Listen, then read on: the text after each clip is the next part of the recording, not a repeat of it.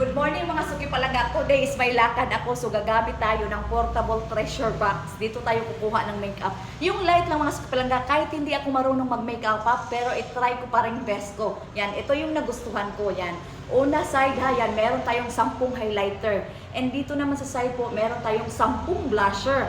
Yan. Dito sa itaas, combination na yan, suki palangga, meron siyang contour at saka eyebrows yan. Dito sa gitna naman, and 42 pieces kung eyeshadow pagpipilian mo yan. So, pipili tayo ng isang mga sukupalangga. So, nagustuhan ko eto.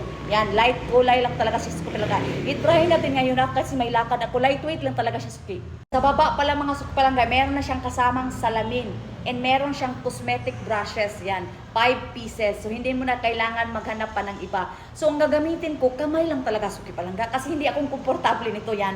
Parang feel ko, magkalayat siya. Yan. So, itry na natin. Ito yung gusto kong kulay. Itry. Sobrang pigmented niya sukupalangga. So, sa kabilang mata din sukupalangga.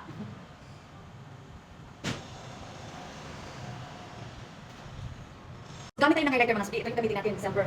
Oh, yun yung suki palangga.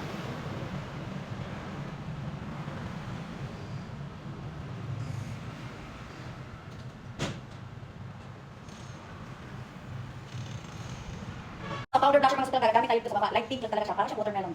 Yan. Sobra kasi ng pigmented mga suki. Kaya maganda talaga siya gamitin.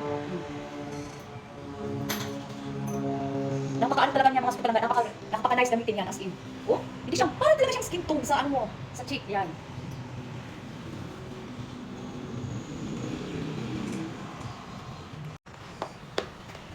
Sa lips mga suki palangga, ito yung gagamitin ko. Lip gloss serum kasi na very natural talaga siya sa lips. Nakakatulong siya i-enhance yung lips mo. Lalong-lalo na kapag rough and dry siya mga suki palangga. Maganda talaga siyang gamitin. Natural lang talaga beauty nito. Yan, this is from iGood Go. Yan.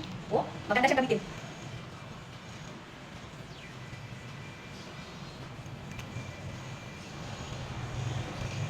So, eto na yung resulta. Lightweight lang talaga siya, suki palangga. Kulang na lang ito, suki palangga, blower. Thank you so much.